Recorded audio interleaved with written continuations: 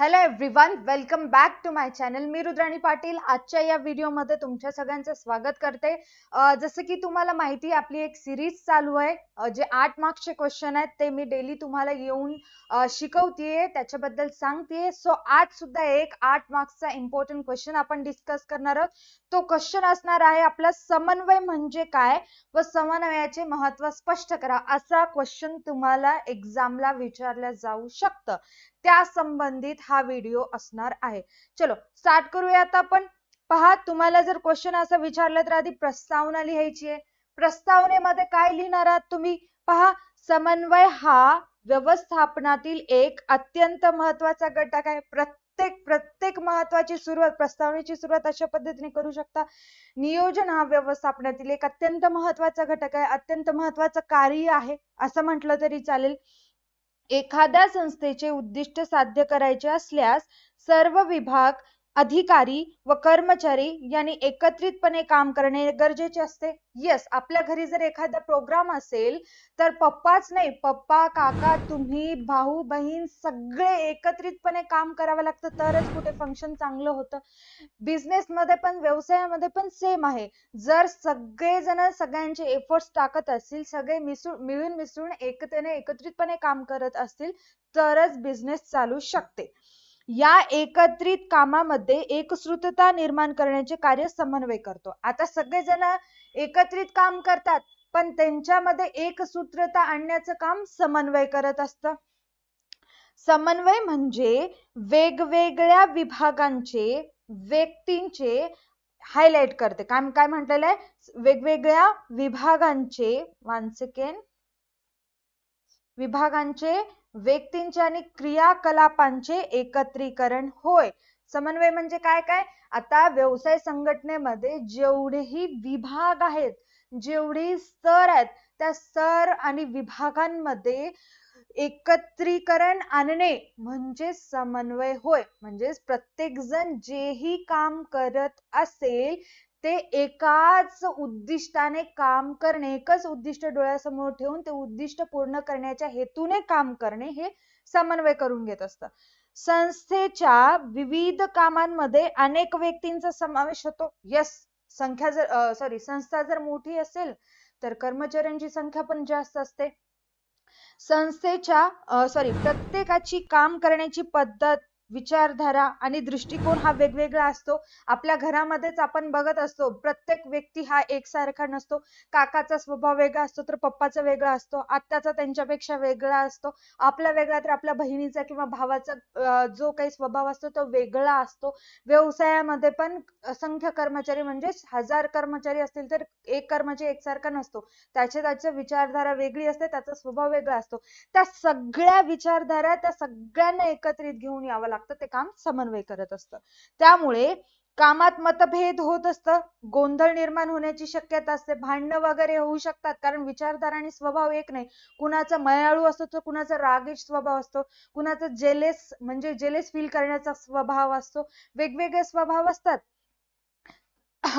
अशा वेळी समन्वयाच्या माध्यमातून एकता निर्माण करता येते, एकता निर्माण होते. जर व्यवसायामध्ये विविध स्वभावाचे जर लोक काम करत असतील, त्यांना सगळ्यांना एकत्रित ठेवण्यासाठी, त्यांच्यामध्ये संघभावना निर्माण करण्यासाठी समन्वय काम करत असतं. आता समन्वय काम करते म्हणजे एक्झॅक्टली समन्वय काय हे समजून घ्या. समन्वय आपल्या या बुक मध्ये 2 गोष्टींना म्हटलेलं आहे. एक तर एकता आणणे किंवा सुसूत्रीकरण आपण त्याला म्हणू शकतो, एकत्रीकरण असं म्हणू शकतो. आणि दुसरी गोष्ट सुसंवाद साधणे, संवाद, या 2 गोष्टीला आपण समन्वय असं समजून हे सगळं टॉपिक समजून घ्यायचं आहे. कोणतं? जसं निर्देशन म्हटल्यानंतर संवाद साधणे, पर्यवेक्षण, मार्गदर्शन, प्रेरित अशा गोष्टींचा समावेश होतो. समन्वय म्हटल्यानंतर एकत्रीकरण, एकता किंवा सुसूत्रीकरण किंवा संवाद, या गोष्टी लक्षात ठेवा, तर तुम्हाला समन्वय समजतं. समन्वयामुळे संस्थेतील सर्व विभाग एकाच ध्येयाकडे वाटचाल करतात. जे उद्दिष्ट नियोजनामध्ये ठरवलं त्याच उद्दिष्टाला अनुसरून काम करत असतात. त्यामुळे प्रयत्नांची पुनरावृत्ती टाळली जाते. जर समन्वय व्यवसायामध्ये तर कामाचं डुप्लिकेशन होणं बंद होत असतं, कारण संभाषण होतोय, संवाद होतोय, एकत्रितपणे काम करतायत, कोण काय काम करायला हे दिसतंय, म्हणून काम परत परत होत नाहीत आणि पुनरावृत्ती टाळली जाते आणि वेळ, पैसा व श्रम यांची बचत होत असते. अपव्यय कमी होण्यास मदत होत असते. ही होती तुमची प्रस्तावना. ऍज इट इज तुम्ही पाठ करू शकता किंवा लक्षात ठेवून मनाने सुद्धा लिहू शकता. जेवढं आठवलं तेवढं यातलं घेऊ शकता. त्याच्यानंतर एक व्याख्या जी बुक मधलीच घेतलेली आहे. पहा काय म्हणते. मुनी आणि रिले यांच्या मते संघटनेची समान उद्दिष्टे साध्य करण्यासाठी, इथे पण तेच म्हणलेलं आहे, जे नियोजनामध्ये उद्दिष्ट ठरवलं होतं ते साध्य करण्यासाठी सांघिक प्रयत्नांची सूत्रबद्ध मांडणी करून, सांघिक प्रयत्न म्हणजेच काय, जेही एफर्ट्स कर्मचारी किंवा जे काही अधिकारी असतील एफर्ट्स देत असतात त्या सगळ्यांचे एफर्ट्स एकत्रित करून त्यामध्ये एकवाक्यता आणणे म्हणजे समन्वय होय. एकाच दिशेने काम करून घेणे म्हणजे समन्वय होय. अतिशय सोपं आहे. फक्त समन्वय म्हटल्यानंतर सुसंवाद साधणे आणि एकत्रीकरण, सुसूत्रीकरण एवढंच लक्षात ठेवा, म्हणजे तुम्हाला सगळं समजून जाईल. नेक्स्ट पेज वरती येऊ. नेक्स्ट पेज वरती तुम्हाला समन्वयाच्या महत्वाचा तक्ता काढायचा असतो. जसं मी या ठिकाणी काढले. तुम्ही वेगवेगळ्या पद्धतीने सुद्धा काढू शकता. असंच नाही की फक्त एकच पद्धत वापरावी, पण मोस्ट ऑफ टाइम कमी असल्यामुळं जसं जमेल तसं सुटसुटीत पद्धतीने तक्ता करून मोकळं व्हायचंय. याला 1 मार्क मिळतं बरं, लक्षात ठेवा. पहा कोणते कोणते पॉइंट्स आहेत समन्वयाच्या महत्वामध्ये. संघ भावनेला प्रोत्साहन देते, योग्य दिशा दाखविणे, प्रेरणा निर्माण करण्यास मदत करते, साधनांचा पर्याप्त वापर, संघटनात्मक उद्दिष्ट प्राप्ती, नातेसंबंध सुधारते, उच्चतर कार्यक्षमता, प्रतिष्ठा नावलौकिक वाढविणे, निर्देशनातील एकवाक्यता आणि विशेषीकरण, असे तुमचे 10 पॉइंट आहेत. कोणतेही 8 मुद्दे तुम्हाला पाठ करून बाजूला ठेवायचे आहेत.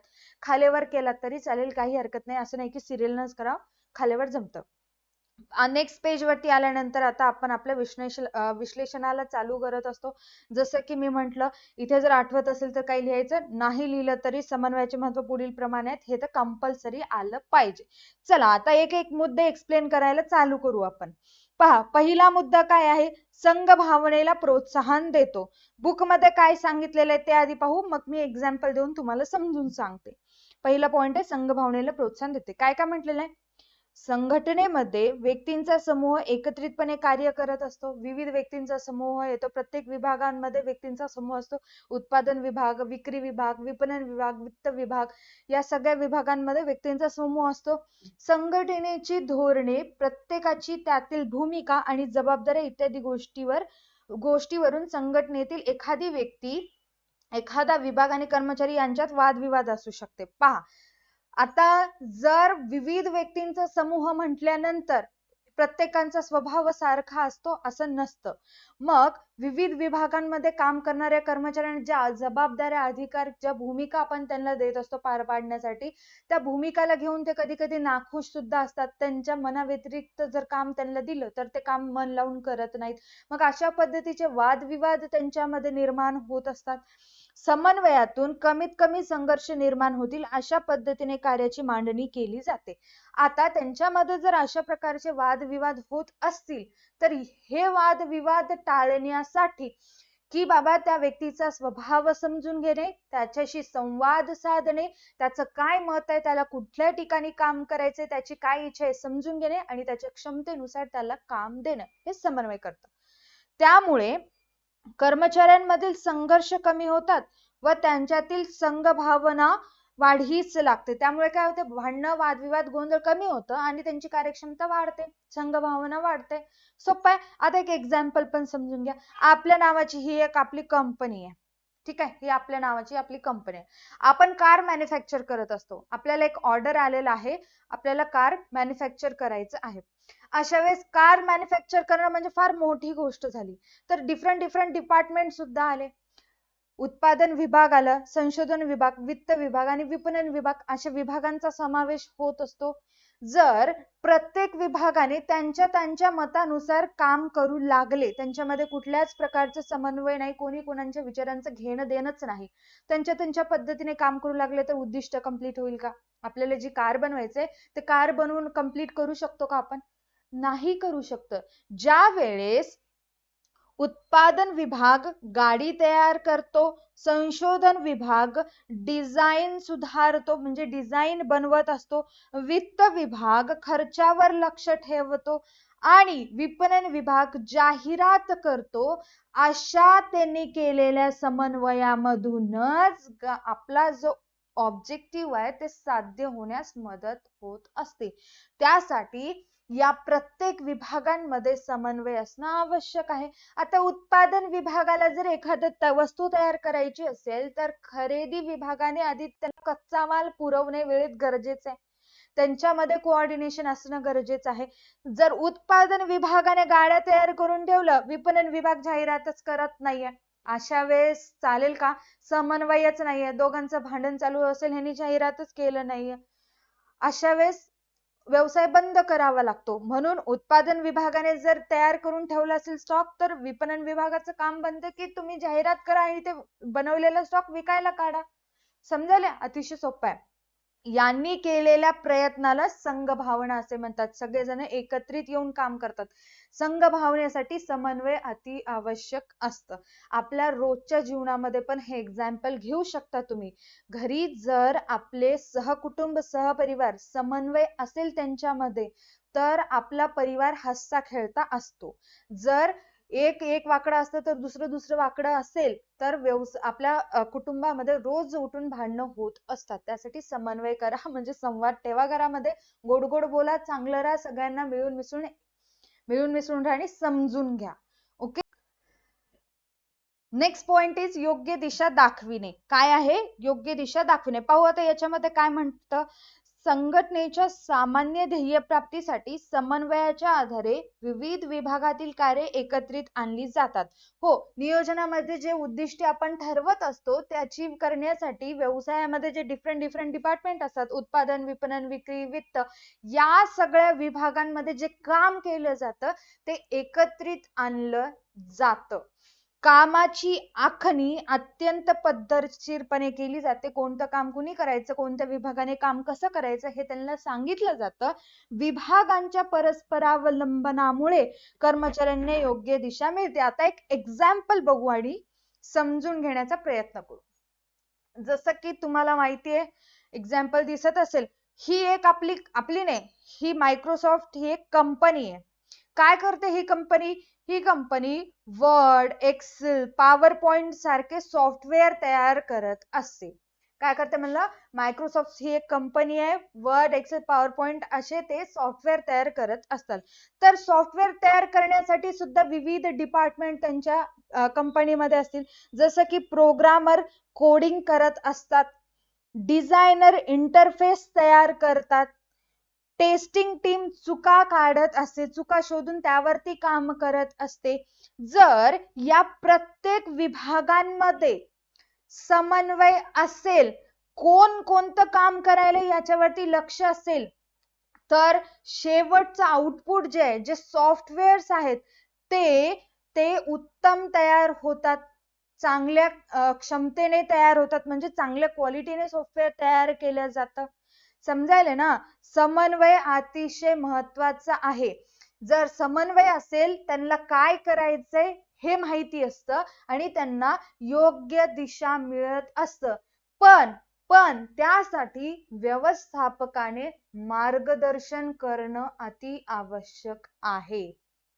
ओके. व्यवस्थापकाने चांगलं मार्गदर्शन केलं, प्रोग्रामरने कोडिंग केली, डिझायनरने इंटरफेस तयार केलं, टेस्टिंग टीम जे काही चुका असतील ते शोधून त्याच्यावरती काम केलं, तर आपल्याला आउटपुट मिळालं सॉफ्टवेअर. चांगले सॉफ्टवेअर मिळाले जे आता प्रसिद्ध सुद्धा आहेत. हे होतं तुमचं योग्य दिशा दाखविणे. हे समन्वयाद्वारे होते. नेक्स्ट वन आहे प्रेरणा निर्माण करण्यास मदत होते. समन्वयामुळे कर्मचाऱ्यांना त्यांचे नेमून दिलेले काम पूर्ण करताना पुढाकार घेण्याची प्रेरणा मिळते.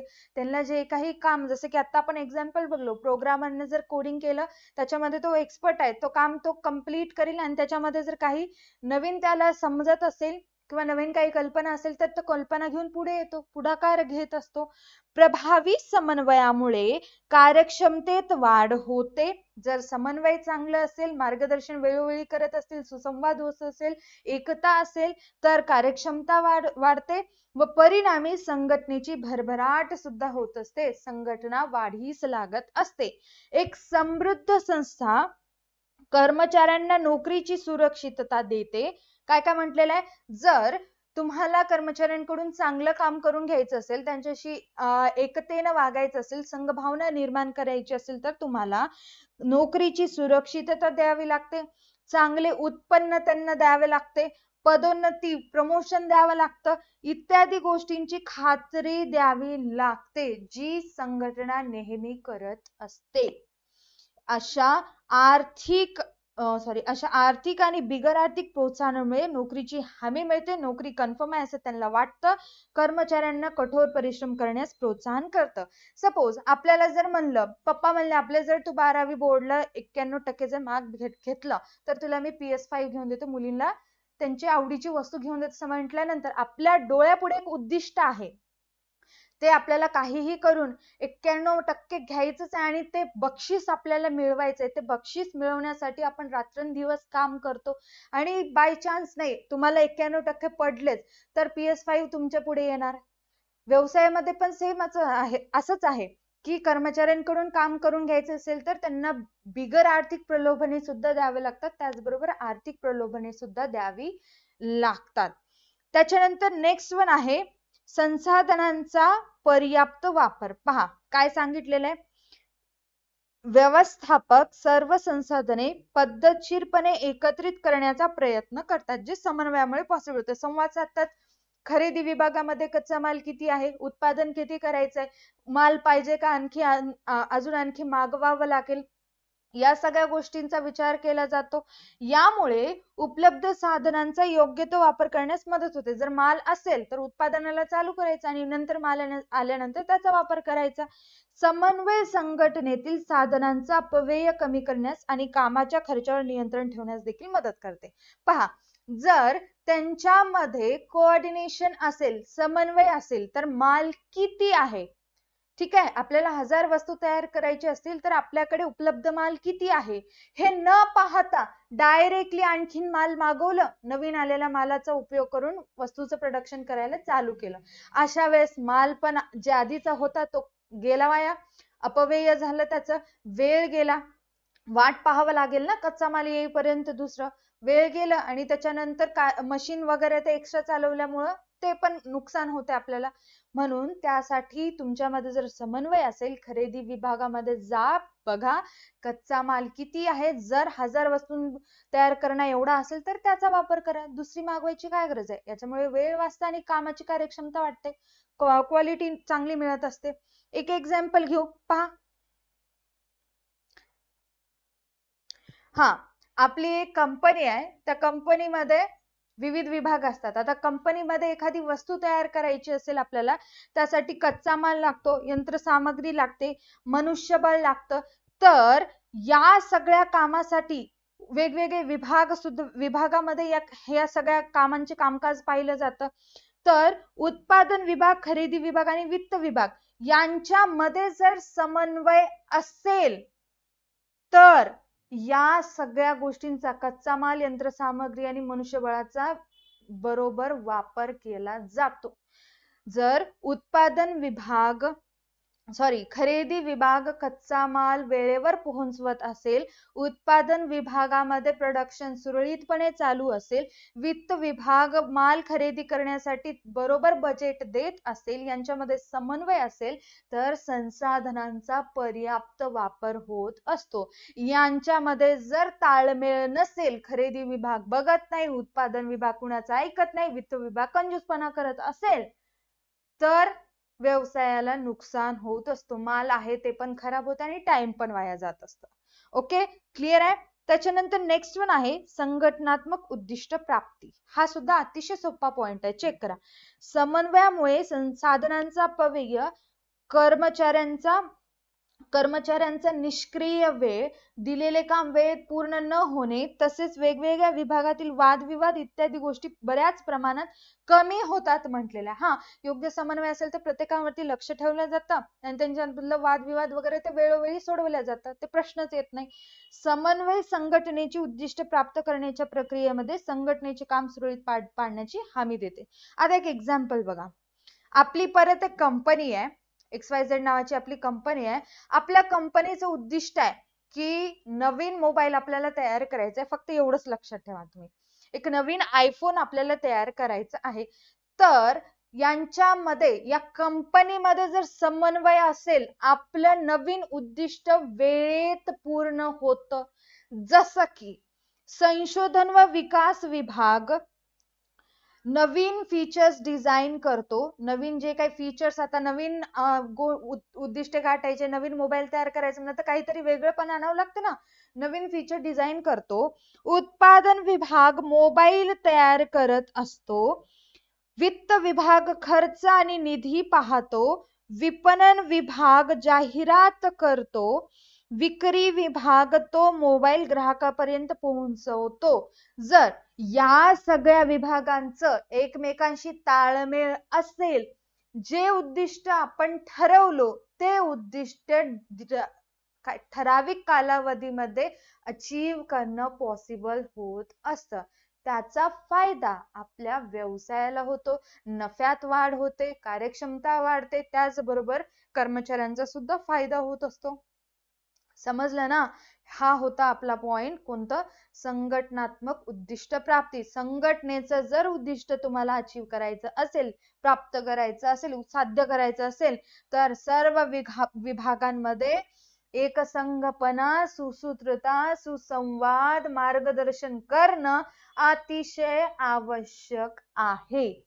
बेसिक आहे, क्लिअर झालं? नेक्स्ट वन, नाते संबंध सुधारते. हा सुद्धा अतिशय सोपा पॉइंट आहे. हे पॉइंट, सोपे सोपे पॉइंट तुम्हाला लक्षातही राहतात आणि याचं विश्लेषण पण करता येतं. पहा, समन्वय व्यवस्थापनाच्या सर्व स्तरावरील व्यवस्थापनामध्ये सलोख्याचे संबंध विकसित करते. संवाद साधल्यानंतर कोणत्या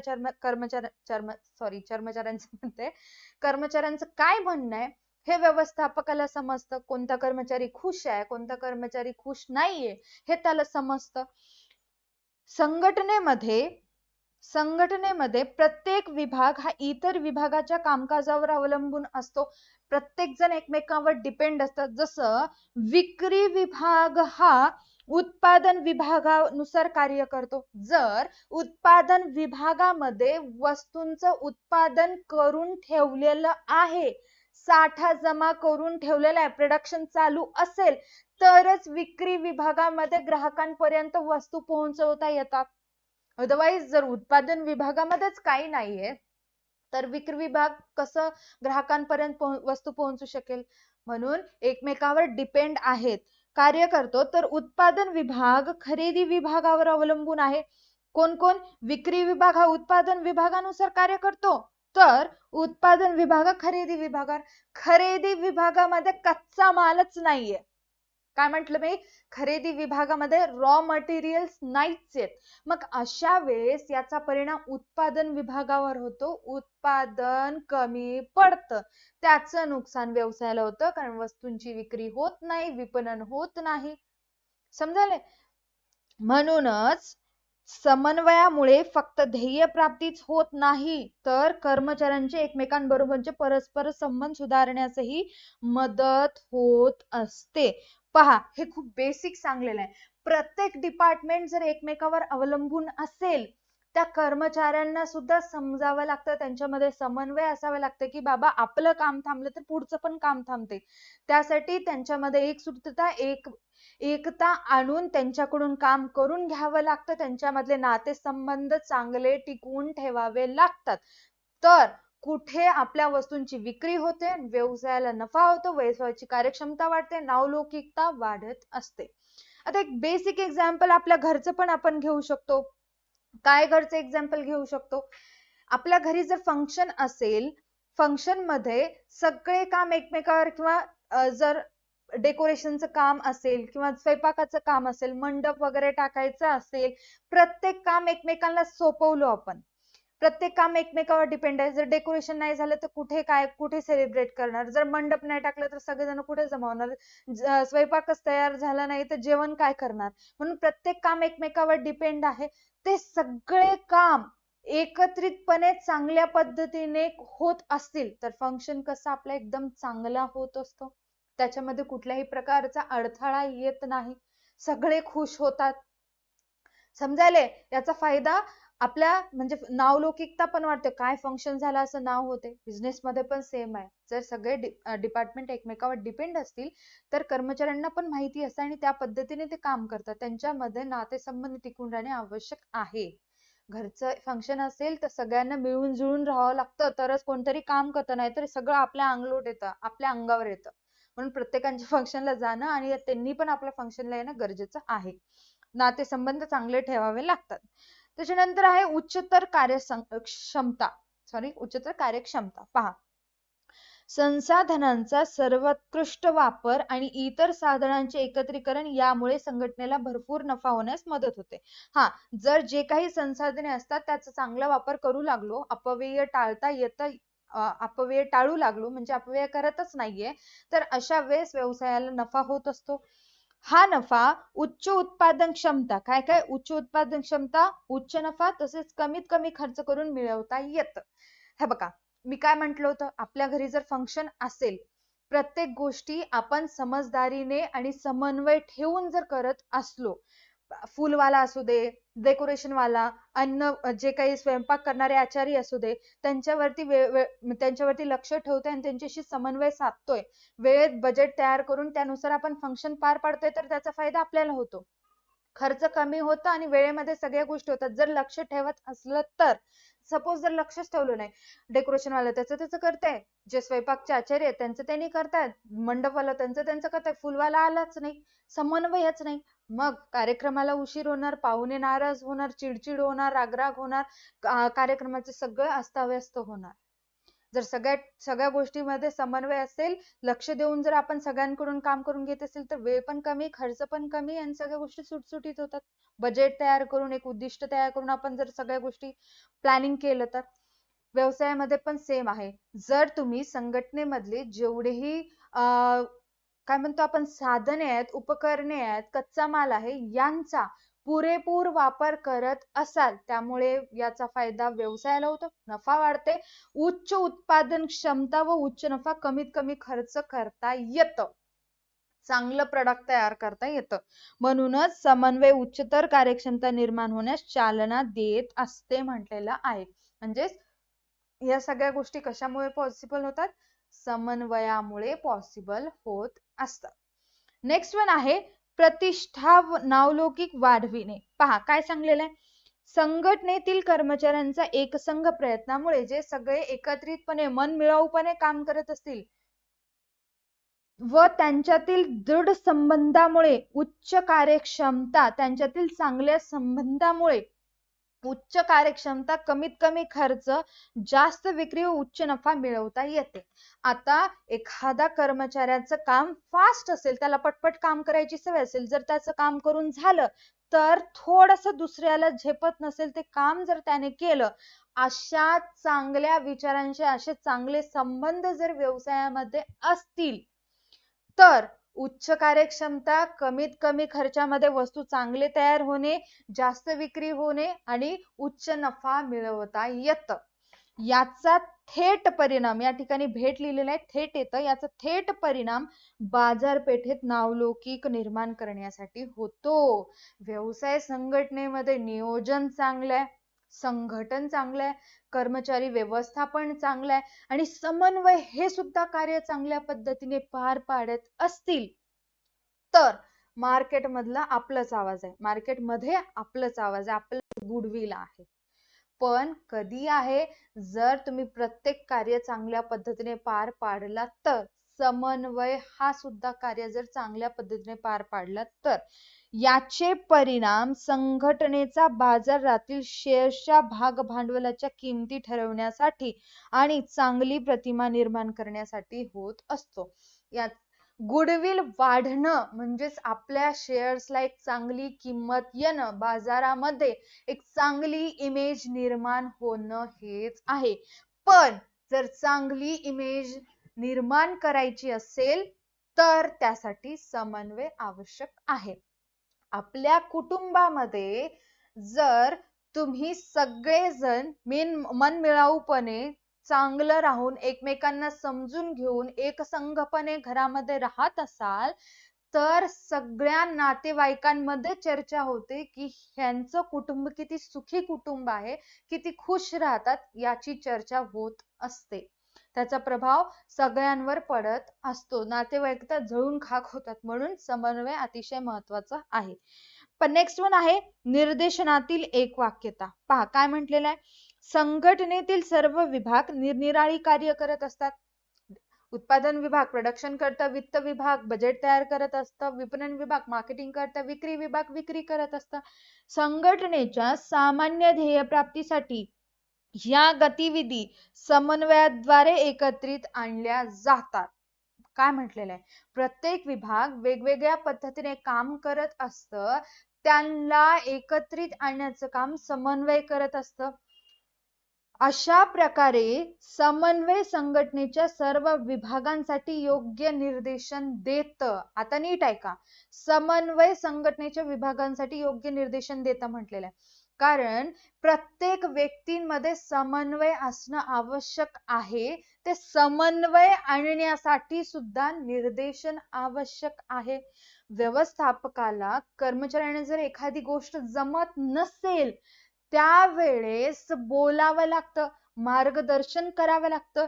त्या दोन कर्मचाऱ्यांमध्ये समन्वय आणण्यासाठी निर्देश करावं लागतं, डायरेक्ट करावं लागतं, सांगावं लागतं, मार्गदर्शन करावं लागतं ना. म्हणून म्हटलेलं आहे अशा प्रकारच्या समन्वय संघटनेच्या सर्व विभागांसाठी योग्य निर्देशन देत असतं, बोलत असतं, मार्गदर्शन करत असतं, संवाद साधत असतं. हे निर्देशनामध्ये पण आहे म्हणून म्हटलेलं आहे. नेक्स्ट वन आहे, लास्ट वन आहे विशेषीकरण. संघटनेच्या सर्व विभागांचे प्रमुख हे आपल्या क्षेत्रातील तज्ञ असतात. प्रत्येक जण आपल्या आपल्या विभागामध्ये तज्ञ असतो. तज्ञ व्यक्तींचीच नेमणूक आपण आपल्या विभागांमध्ये करत असतो. या विभागीय प्रमुखाचे असलेले विशेष ज्ञान व्यवस्थापकीय निर्णय घेण्यास उपयोगी पडते. जसं की मी म्हटलं होतं की एक्झाम्पल, आपल्या व्यवसायामध्ये वित्त विभागामध्ये एक अकाउंटंट पदासाठी आपल्याकडे एक अधिकारी आहेत. त्यांना AI हे चांगल्या पद्धतीने जमतं, आर्टिफिशियल इंटेलिजन्सचा वापर करणं हे चांगल्या पद्धतीने जमतं. तर त्याच्या व्यतिरिक्त त्यांच्याकडे जे विशेष कौशल्य आहे, विशेष ज्ञान आहे, त्याचा वापर करून व्यवस्थापकीय निर्णय घेण्यास सुद्धा मदत होत असते. कारण जर त्यांच्याकडे AI त्यांना जमत असेल तर किती गोष्टी सोप्या होतात त्यांच्यासाठी. प्रेझेंटेशन आलं, बजेट तयार करणं आलं, सगळ्या गोष्टी त्यांच्यासाठी इझी होऊन जातात. व्यवस्थापकीय निर्णय घेण्यासाठी मदत होत असते. यामुळे संघटना व्यवसायाच्या स्पर्धात्मक जगात समृद्धी व यशाकडे वाटचाल करते. आजकाल प्रत्येक कंपनीमध्ये AI येत आहे. मार्केटमध्ये AI आल्यामुळे कंपनी आणि कंपन्यांमध्ये स्पर्धा वाढलेली आहे. त्या स्पर्धेमध्ये टिकून राहायचं असेल, अशा तज्ञ व्यक्तीमध्ये जर विशेष ज्ञान असेल तर ज्ञानाचा फायदा करून व्यवस्थापकीय निर्णय घेण्यास मदत होत असते. पण कधी माहिती होते की आपल्या या तज्ञ व्यक्तीकडे ज्ञान आहे, जर समन्वय असेल तर सुसंवाद साधला तेव्हा माहिती झालं की याला काहीतरी माहिती आहे, त्याचा वापर करून घ्यायचा आहे. म्हणून समन्वय अति आवश्यक आहे. जसं आपल्या घरामध्ये वेगवेगळे टॅलेंटेड लोक असतात, कधी माहिती होतं, बोलल्यानंतर, पाहिल्यानंतर, माहिती झाल्यानंतर ते टॅलेंट वर येतं, त्याचा फायदा होत असतो. इथे पण तेच आहे. आय होप तुम्हाला समन्वय हा पॉइंट चांगल्या पद्धतीने समजला असेल. एक गोष्ट नीट ऐका, जर तुम्हाला समन्वय याचा अर्थ पर्टिक्युलर, काय म्हटलेलं आहे मी, पर्टिक्युलर, वन सेकंड, पर्टिक्युलर समन्वय म्हणजे काय, समन्वय समजला नसेल तर पुढचं काहीच समजणार नाही. आधी तुम्ही या शब्दाचं मीनिंग समजून घ्या, मगच बाकी गोष्टी समजायला सोप्या जातात. परत एकदा सांगते, समन्वय हे खूप छोटे आहे आपल्या भाषेमध्ये. व्यवसायामध्ये किंवा समन्वय म्हणजे एकत्रीकरण, सुसंवाद साधणे, एकसंघपणा किंवा एकता किंवा मार्गदर्शन या गोष्टी आल्या तर ते समन्वय. निर्देशनामध्ये पण मार्गदर्शन आहे, पण समन्वयामध्ये सुसंवाद आणि एकत्रीकरण हे दोन गोष्टी फार महत्वाच्या आहेत. एवढंच लक्षात ठेवा, म्हणजे बाकी सगळं तुम्हाला समजून जातं ऑटोमॅटिकली आणि तुम्हाला लिहायला सुद्धा सोपं पडतं. ओके, जर तुम्हाला प्रत्येक पॉइंटचं विश्लेषण हवं असेल, सोप्या भाषेत तुम्हाला समजेल असं, तर या व्हिडिओच्या डिस्क्रिप्शन मध्ये मी नोट्स एक्सपर्ट नावाच्या कोर्सची लिंक दिलेली आहे. ते लिंक वरती क्लिक करून ऍप डाउनलोड करायचंय, कोर्स परचेस करायचा आहे आणि तुम्ही नोट्स चांगल्या पद्धतीने मिळवून त्याचा अभ्यास करायचा आहे. आता एक गोष्ट नीट लक्षात द्या, आता एक गोष्ट नीट लक्ष द्या, डबल डबल होत आहे, सॉरी. हा जो व्हिडिओ झाल्यानंतर हा टॉपिक मी आता शिकवले तुम्हाला, हे तुम्हाला समजल्यानंतर लगेच्या लगेच याला उरकून बाजूला ठेवा. पेंडिंग काहीच ठेवू नका. आताच सांगते, नीट ऐका.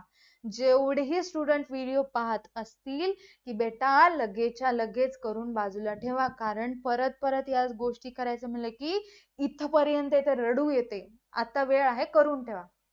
चलो, भेटूया तशाच एका नेक्स्ट व्हिडिओ मध्ये. आजच्यासाठी एवढंच. Tata bye, take care, stay connected.